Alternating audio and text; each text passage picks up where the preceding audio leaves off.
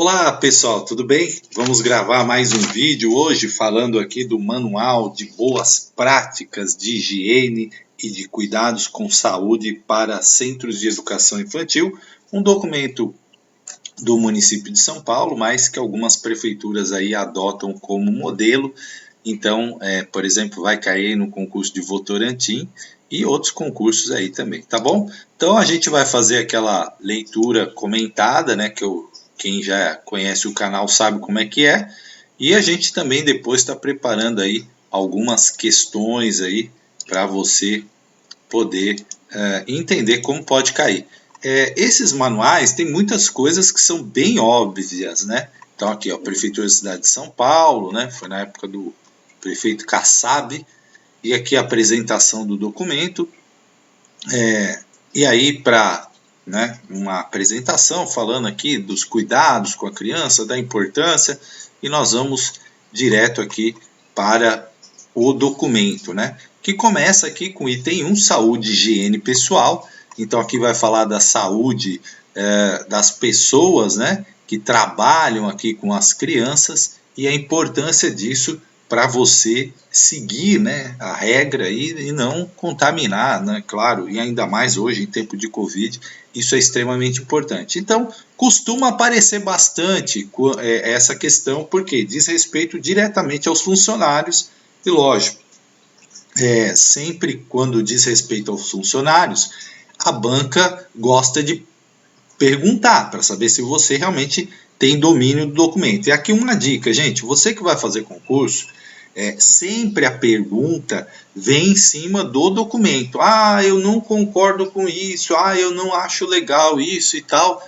Mas a banca, né, ela não está perguntando, neste caso, como é uma prova objetiva de alternativa, a sua opinião. Ela está perguntando o que cai no documento. Então, cuidado para você não cair nessa situação aí. Olha só, todos os funcionários devem apresentar hábitos adequados, como tomar banho diariamente, né? Então, são itens, assim, vamos dizer, óbvios, mas lavar as mãos, né?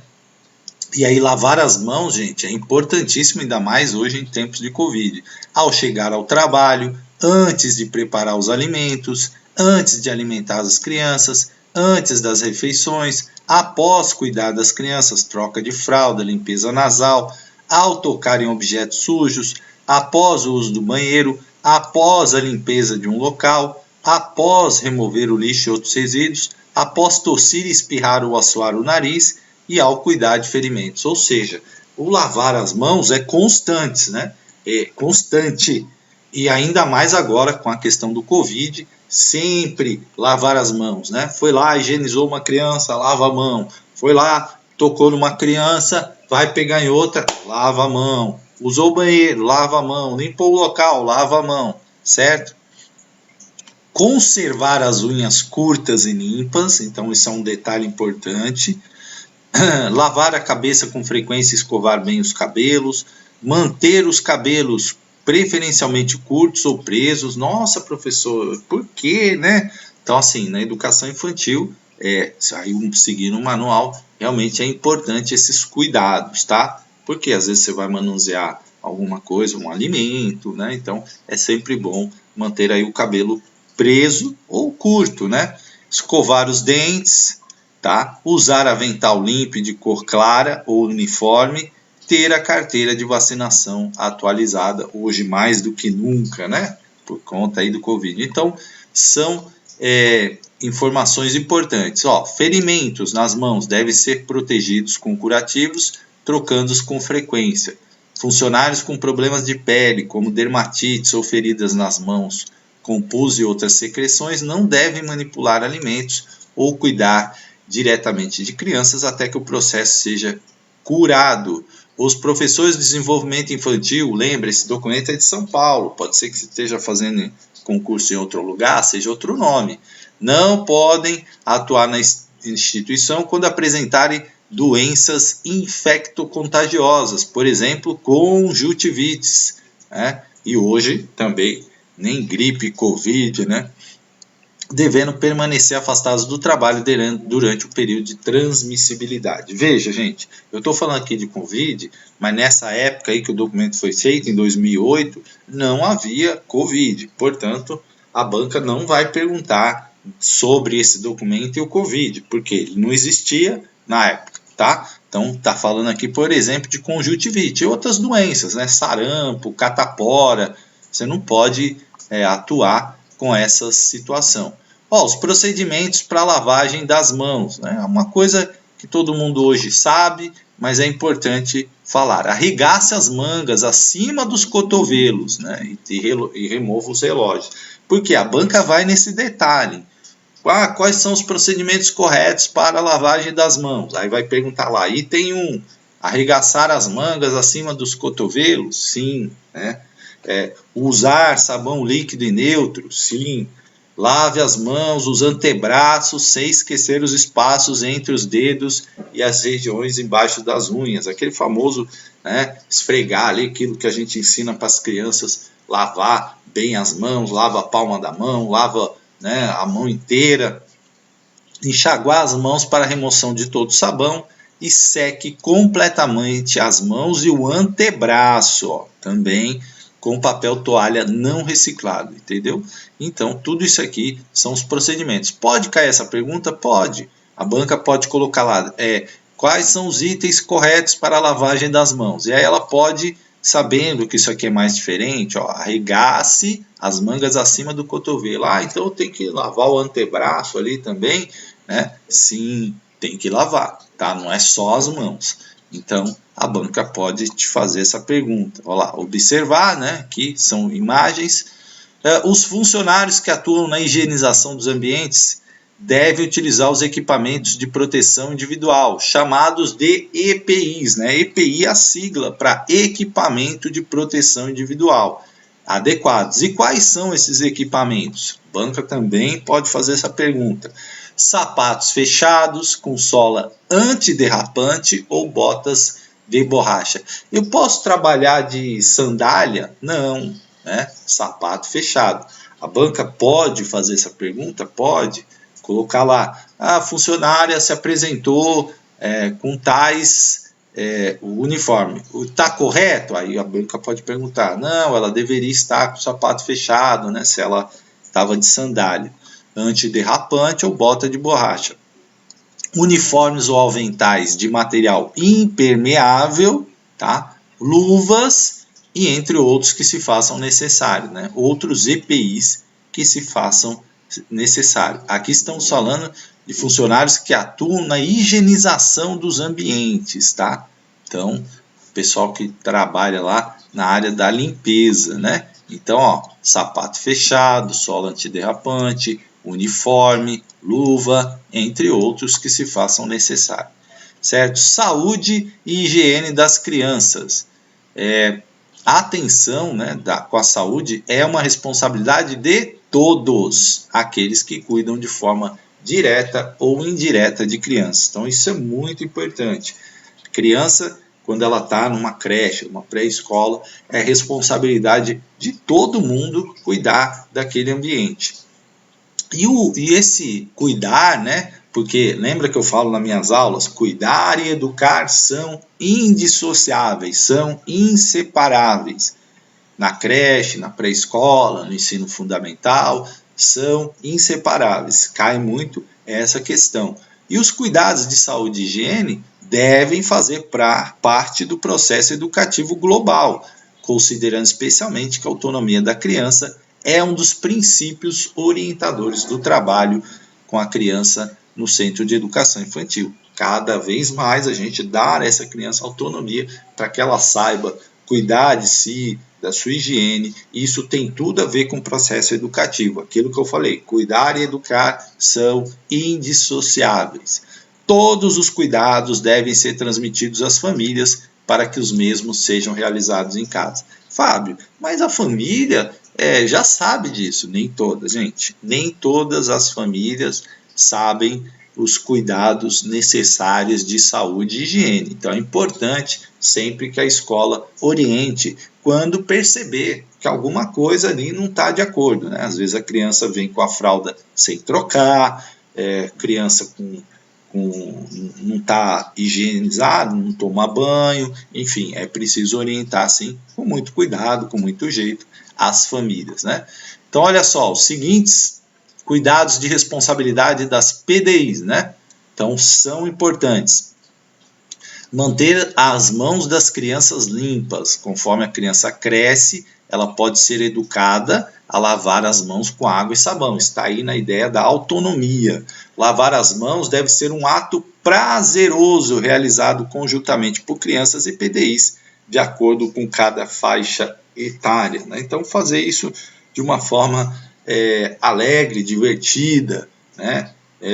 Ensinando as crianças a lavarem as mãos. Aí, como que deve ser feito isso? Ao chegar, né, nascer, importante, porque ela está vindo de fora, antes das refeições, após o uso dos banheiros e dos penicos, em outras situações em que as mãos podem estar sujas. Foi brincar lá no parque, né? Então, vai lavar a mão na volta aí, que é importante. Banho, orientações sobre o banho.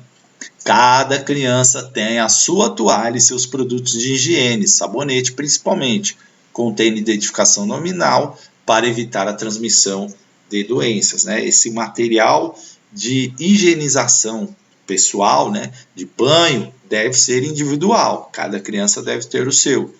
No banho, a criança não passe o sabonete diretamente sobre a pele e partes íntimas, para evitar irritação. Então, sempre utilizando aí uma esponja, né? Ou o ideal é sempre o sabonete líquido, tá? Os cabelos das crianças sejam lavados regularmente. Para penteá-los, o ideal é que cada um tenha o seu próprio pente. Por quê, gente? Existe aí parasitas, como o piolho, né? Que pode ser transmitido se você usar um pente em várias crianças. Se não for possível, lave bem o pente antes de passar na cabeça de uma criança para outra, para evitar a transmissão de piolhos e lêndias, né? Então, se não tem jeito, aí sim, mas sempre orientar que cada um tenha o seu pente, né? A roupa suja seja colocada em sacos plásticos e devolvida para casa, tá? Importante isso.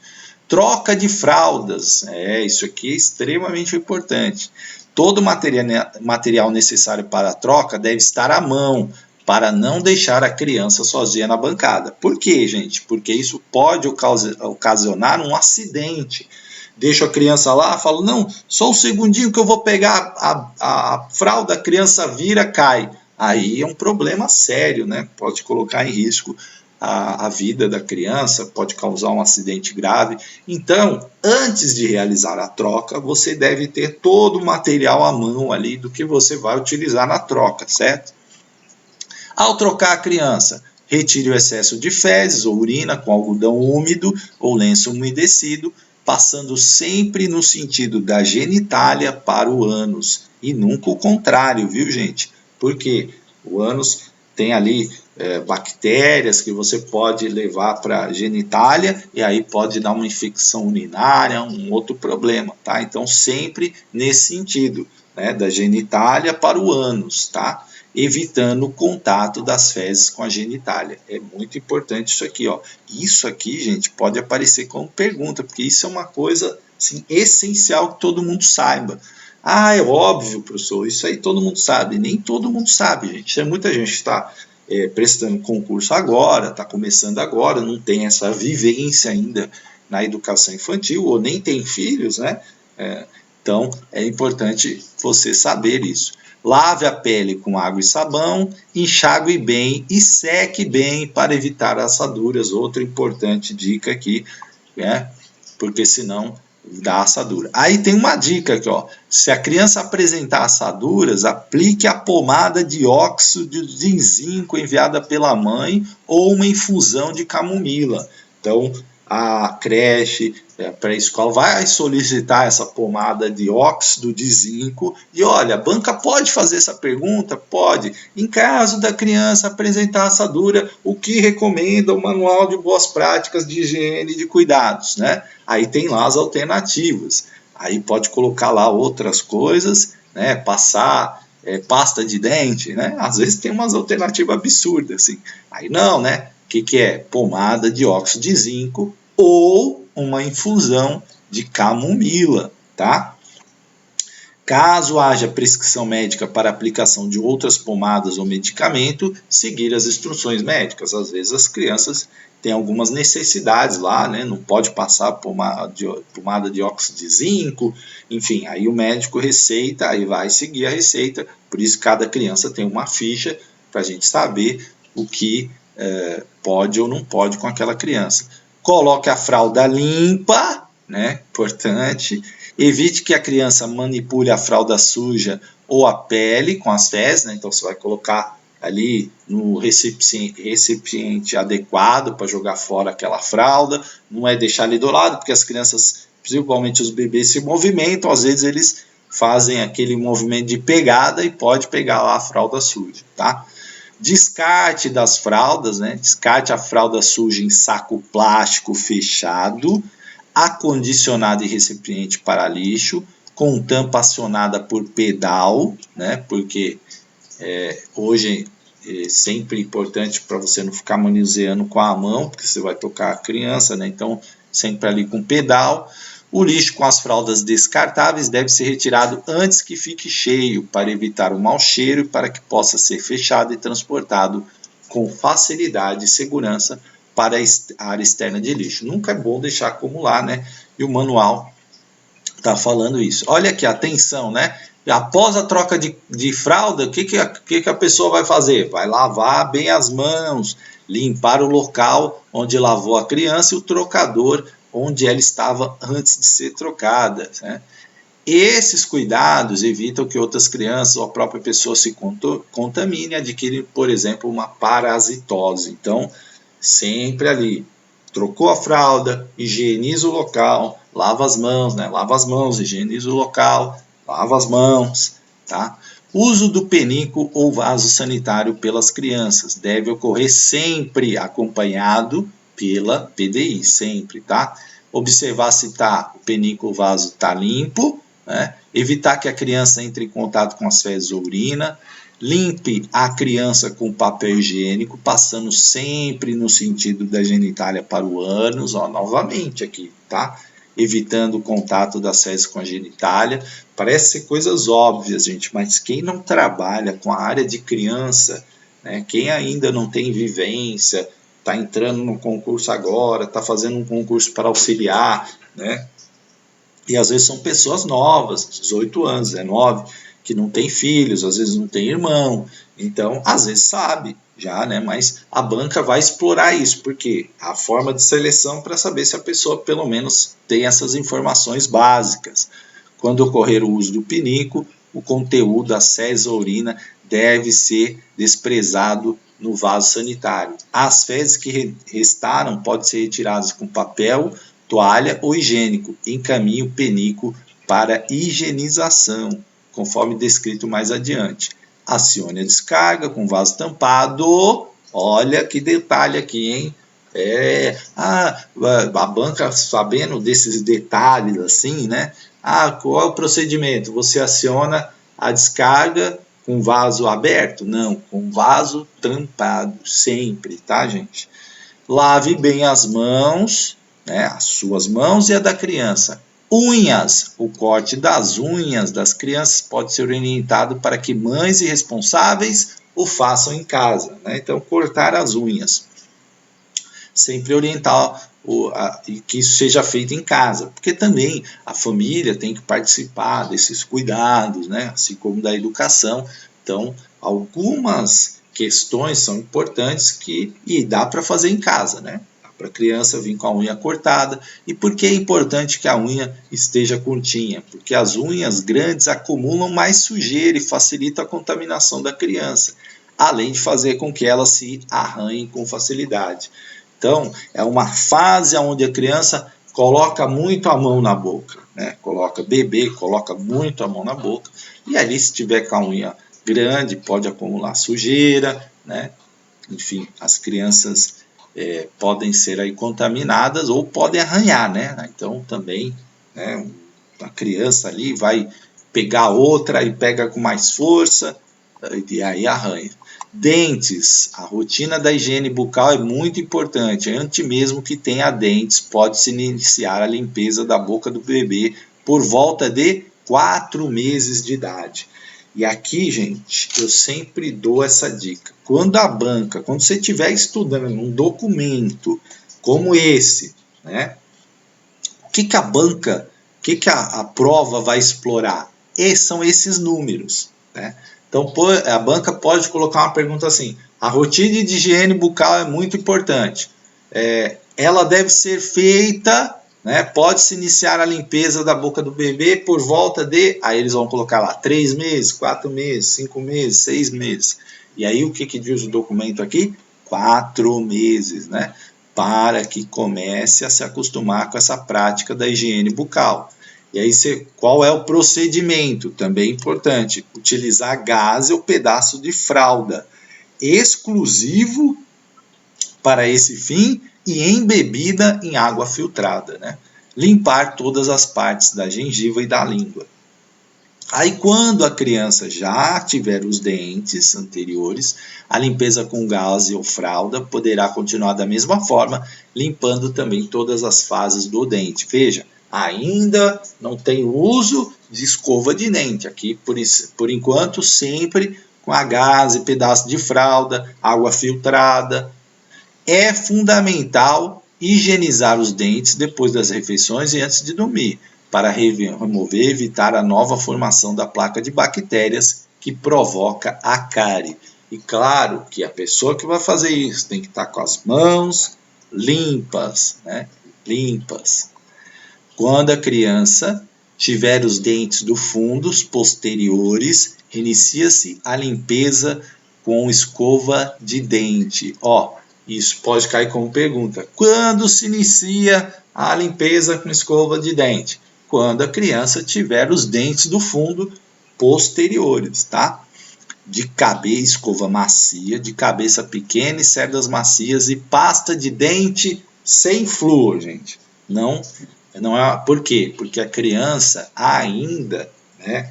Ela está no período de formação, então ela não pode aí engolir essa pasta com flúor, então evitar o flúor, e aí tem outras questões também. Apesar dos benefícios do flúor na prevenção da cárie dentária, a ingestão diária de pasta de dente com flúor pela criança em idade precoce, que ainda não consegue controlar a deglutição, pode causar uma má formação dos dentes permanentes, chamada de fluorose dentária. Que outra informação interessante para você marcar aí no seu resumo. Como é que você assiste videoaula? Você assiste só assistindo ou você assiste anotando? Tem que anotar, gente. Pausa o vídeo, né? Se eu estiver falando mais rápido, você dá uma pausa. Você pode acelerar também, se eu estiver falando muito devagar, para você ganhar tempo. Mas olha só, você tem que anotar, né? Então, por que não se usa pasta de dente com flúor? Pode aparecer essa pergunta? Pode, porque a criança ainda não tem aquele controle da deglutição, né? Muito provável que a criança engula ali a pasta, né? E aí, o que acontece? Se for uma pasta com flúor, pode causar aí uma má formação dos dentes permanentes, chamado de fluorose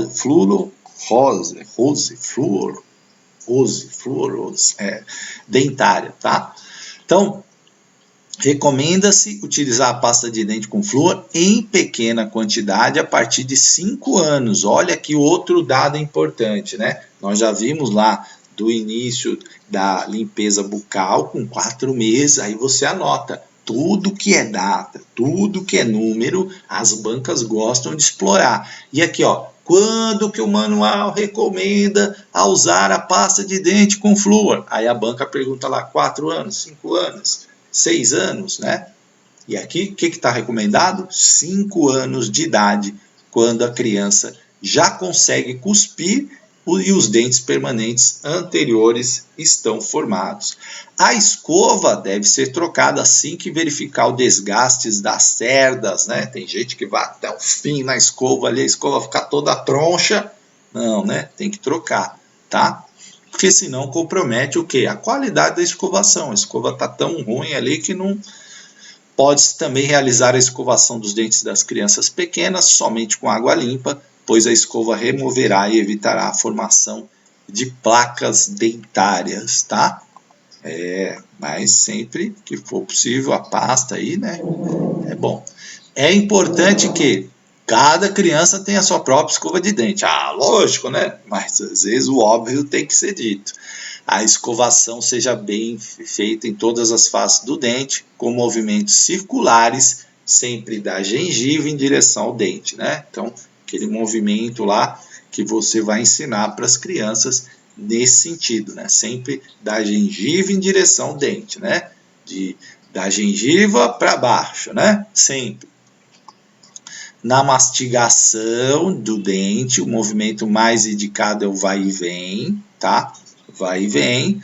A língua tem que ser escovada, né? Também para retirar a placa, né? Que se forma. A escova deve ser bem lavada com água corrente, mantida em lugar limpo e arejado, e em portas de escovas de dentes individualizados, de modo seco para evitar o crescimento de fungos. Então é importante que os porta-escovas, né, o manual está dizendo aqui, sejam individualizados, gente. E tem que sempre estar seco ali para não dar fungo. Olha, escovação da língua também. Muita gente esquece, até os adultos esquecem, né? É importante, tá? Por quê? Porque também forma ali bactérias. Você tem que lavar a boca toda, tá? Mastigação, movimento do vai e vem. Ó, escovação em movimentos circulares, né? Também, quando você for embaixo, também circular. Aí é o contrário, né? Falei aqui o de cima, sim, de cima para baixo. O de baixo para cima, né? Sempre circulando, né? É importante saber isso. Condições de saúde das crianças. É importante que haja um registro diário. Isso é fundamental aí, você que vai trabalhar na educação infantil. Aconteceu alguma coisa, né? Das intercorrências apresentadas na chegada ou permanência na creche. Você notou lá uma coisa diferente? Tem que registrar. Olha, a criança chegou com a fralda suja, a criança chegou assim, a criança chegou assada, né? Do uso de medicamentos também, dos cuidados especiais que foram realizados, né? Então, sempre que tiver algo que foge assim da rotina, precisa ter um registro, né? Devido à susceptibilidade da criança a uma série de doenças comuns na infância, é fundamental a observação e escuta do relato dos pais sobre o estado geral da criança no momento da chegada à SEI, né? Então, às vezes a criança teve febre, teve alguma coisa, está melhor agora, mas aí é importante observar, né? Ao receber a criança, o PDI deve observar se ela está ativa ou não, se há alterações na pele, lesões ou temperatura elevada, se há presença de secreções nos olhos, no nariz e outras alterações que chamam a atenção. Quando a criança estiver quente ao tocá-la, deve verificar essa temperatura usando um termômetro. E aí, gente, ó, isso aqui também é importante, né? E as bancas costumam perguntar, muita gente não sabe. Quando considera febre? Quando? Quando a temperatura está acima de 37,5. Aí é febre, segundo o documento aqui, febre, né? E aí, olha só, no caso de persistência ou agravamento do quadro febril, orientar os pais para levar a criança ao médico. Ah, a escola pega a criança e leva ao médico? Não, você liga para os pais, é importante. Por quê? Quem tem que levar a criança ao médico são os pais, tá? Do serviço de saúde, né? A não ser que seja uma situação extremamente grave, aí sim a escola, né? Mas ó, o documento está orientando aqui, né? Você vai responder de acordo com o documento. E aí o que o documento está orientando? Que os pais devem levar a criança ao médico ou serviço de saúde. Aí lá será avaliado o motivo da febre e será prescrito o medicamento certo para a criança. Ah, a escola vai dar remédio de febre? Não, negativo, né? Não vai dar, tá? Não vai dar. A febre é um sinal no organismo de que algo não vai bem, indica a necessidade de seu controle, baixá-la com medicamentos do diagnóstico médico para tratamento da causa. Atenção! Atenção! Olha aqui, outro número importante para você anotar aí. Quando a temperatura estiver acima do 38,5 e caso os responsáveis já tenham deixado um medicamento antitérmico com prescrição médica, o mesmo pode ser dado. Veja, eu falei, a escola vai dar um medicamento? Não. Mas se a temperatura estiver a 38,5 e tiver lá o medicamento com prescrição médica, a escola pode ministrar o medicamento, tá? Não é a escola que decidiu dar, já tinha lá uma prescrição médica. A escola não é médico, tá? Quem prescreve medicamento é o médico. Então, é importante observar isso, ó. E é o detalhe aqui, ó, para você marcar aí no seu resumo. 38,5, se tiver deixado o medicamento com prescrição médica, aí sim a escola pode ministrar o medicamento. Se não houver nenhuma indicação de qualquer medicamento pode ser ministrado, dar um banho morno até o que os pais compareçam. Ah, mas aí não tem lá, a criança está com 38,5 de febre. O que você vai fazer? Banho morno. É essa a orientação do manual. É isso que a banca pode perguntar para você. Pode criar uma situação lá, colocar a criança chegou a 38,5 de febre, né? Aí pode falar lá, os pais não deixaram nenhum antitérmico com prescrição médica. O que deve fazer? O que deve ser feito? Aí vai colocar lá as alternativas. Pegar um medicamento e ministrar para a criança, né? Levar a criança no posto médico, tá? E vai ter várias alternativas lá. O que o manual orienta? Dar um banho morno até que os pais compareçam à unidade escolar, né? É importante abaixar a febre, porque uma das complicações da febre em uma criança pequena é a convulsão, né? Então, se a febre aumentar muito, gente, isso pode gerar um problema maior, que é uma convulsão, tá? Os medicamentos só podem ser administrados às crianças sob prescrição médica e quando autorizados pelos pais responsáveis. A escola não pode, por ela, pegar e dar um remédio para a criança, tá? Ah, mas se a criança estiver ruim, eu não concordo com isso. Enfim, gente, você vai entrar no serviço público. Você vai prestar um concurso, você vai ser servidor público. O servidor público tem que seguir os manuais, as orientações, né? Quando você está numa prova também, você tem que responder de acordo com o que está colocado ali no manual de instrução, tá? O PDI deve dar corretamente os medicamentos para que a criança receba o tratamento apropriado. Para isso, observe os seguintes cuidados. O frasco do medicamento deve conter o nome da criança, informando os horários, a dosagem, número de comprimidos, gotas ou colheres, a quantidade de dias para administração do medicamento. Veja o modelo abaixo. Então, gente, ó, são orientações importantes e as pessoas ficam sempre... o candidato ele tem sempre a ideia de fazer uma hipótese, aí falar, mas se a febre não passar e tal... Gente, a banca ela vai perguntar exatamente o que está no manual. Não fica fazendo hipóteses do que vai acontecer. Isso você vai ter na prática, quando você estiver trabalhando, né? Aí a prática, sim, aí você está numa situação lá que a criança, ninguém consegue contato com o pai, a febre não baixa, aí você vai tomar outra medida, né? Vai ligar para o SAMU, para o médico, para alguém acudir a criança, né? Já que a família não está atendendo o telefone. Mas isso está no manual? Não. Vai cair na prova? Não. Então por que você está se preocupando com isso agora? Tá? Você tem que se preocupar primeiro em passar na prova. Primeiro você tem que responder certo, para depois você vai viver essas experiências práticas e tomar a Deus que você nunca tenha uma criança lá que passou dos 39 graus de febre, né? Nem tem esse problema grave, né? A gente espera que isso nunca aconteça, tá?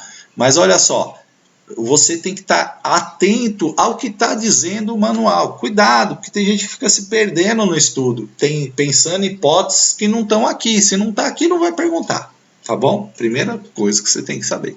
Número de comprimidos, dose, gotas ou colheres tem que estar no frasco de medicamento. Tá? Aqui tem um exemplo, né? De um modelo, tá? Todos os medicamentos devem ser usados corretamente até o tratamento terminar, antes que a criança melhore, né? Ainda que a criança melhore antes, tá? Desculpa, inverti a frase aqui, né? Então, assim, mas tá boa e tal, mas tá lá para mandar, tá prescrição médica, assim, não usar medicamentos vencidos, né? Então é importante olhar lá se está tudo certo. Caso dê um xarope à criança, certifique-se da dose correta a ser administrada no copo ou colher medida. Caso a dose esteja em forma de comprimido e a criança não conseguir engolir, triture o comprimido. Uma orientação importante. E se a criança não consegue engolir, o que você vai fazer? Vai triturar o comprimido. Para isso, adicione algumas gotas de água limpa e espere aproximadamente 1 minuto. O que eu falei para vocês? As bancas gostam de perguntar esses detalhes, né? Então, quanto você tem que esperar? 1 minuto, né? A água amolecerá o comprimido, que será mais facilmente triturado. Se a criança estiver vomitando, deve-se dar o medicamento observando-a durante 30 minutos. Outro detalhe aqui. Se identificar que a criança eliminou o comprimido ou xarope, dê outra dose do medicamento.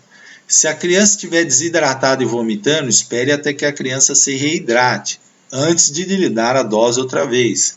Caso tenha perdido o horário de administrar o medicamento, principalmente antibióticos, dê à criança assim que se lembrar e depois continue seguindo os horários já estabelecidos.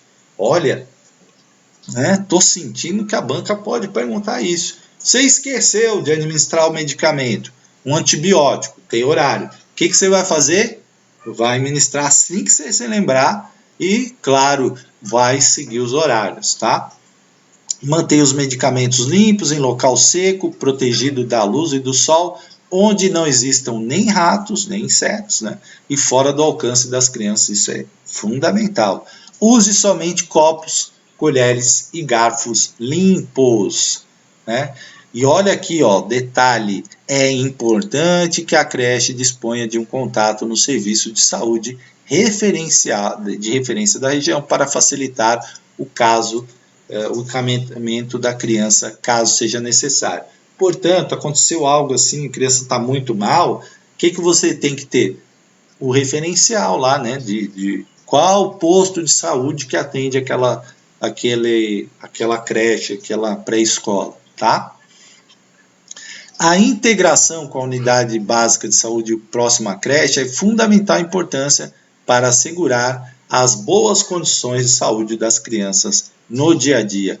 O contato com os profissionais da unidade de saúde poderá viabilizar uma série de serviços, tais como realização de consultas pediátricas quando necessário, consultas odontológicas, exames periódicos de sangue, controle de anemia ou protoparasitológico para o controle de venoses, vacinação e obtenção de medicamentos prescritos pelo médico, né? É aquele velho trabalho interdisciplinar, né, que tem que haver entre saúde, educação, assistência social e outras áreas, cultura, esporte.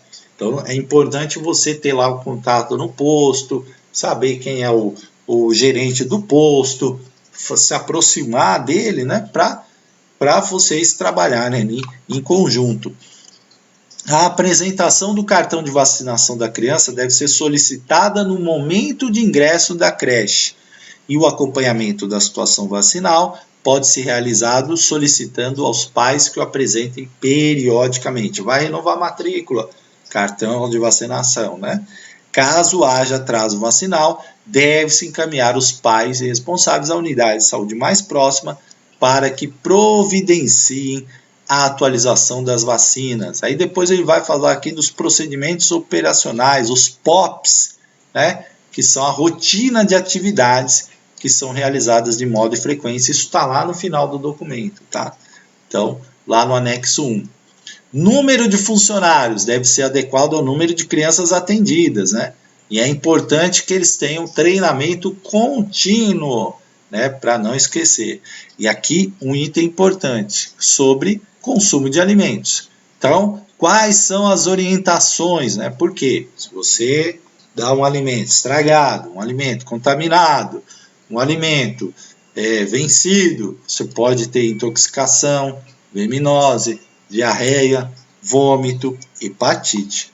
Então, as mesmas orientações: lavar as mãos antes de preparar os alimentos, antes de alimentar as crianças, antes das refeições, manter os alimentos sempre cobertos, panos limpos ou tampados, desprezar os alimentos que caírem no chão, não consumir alimentos que apresentem sinais de deterioração, cheiro, cor, sabor e consistência alterados. Isso é muito importante. Não falar, tossir ou espirrar em cima dos alimentos. Ah, Fábio, isso é óbvio, né? Mas tem que ser dito. Tá? Preparo de mamadeira pode ocorrer na mesma área de manipulação de alimentos, mas em horários diferentes, higienizando o local antes de iniciar o preparo para evitar a contaminação cruzada, né? Que é um alimento contaminar o outro, certo? Então, muito cuidado com isso. Os utensílios de cozinha do lactário, garfo, facas, colheres, pratos, panelas, canecas, copos, bandeja, entram em contato direto com os alimentos. Portanto, a limpeza cuidadosa evitará que veicule doenças. Então, você tem que o quê? Manejar os talheres pelos cabos, segurar os pratos pela parte de baixo ou pelas bordas, pegar as xícaras ou canecas pela parte de baixo ou pelas alças. Evitar, né, colocar a sua mão dentro ali, né, do prato, dentro da caneca. Ah, mas a gente lava a mão. Sim, lava a mão, mas a gente tem que evitar esse contato e usar essas partes, né, que são para contatos. Cada criança deve ter seu próprio copo para o consumo de água e outras bebidas, além de se preocupar com a alimentação saudável para propiciar a boa nutrição à criança. A PDI não pode esquecer de oferecer a ela líquidos regularmente, de modo a garantir a sua hidratação. Porque às vezes a criança esquece de beber água, não bebe água, então tem que estar sempre oferecendo ali, porque a questão da desidratação é muito grave, né? Então às vezes a criança na casa dela não é estimulada a beber água, então a escola tem que fazer esse papel aí de estimular. Deve haver também disponibilidade de lavatórios para lavagem das mãos, que devem ser dotados de sabão líquido e toalha de papel descartável e cor clara. A lixeira deve ser provida de tampa acionada por pedal. Tá ok, gente? Então a gente para por aqui. Eu vou gravar a parte 2, né, depois desse documento, mas aí você vai ficando atento. Ó, estudou um documento, faz um resuminho, observa esses números, datas, porque as bancas gostam muito de cobrar isso. Tá bom, gente? Um grande abraço, até o próximo vídeo, a parte 2 desse documento.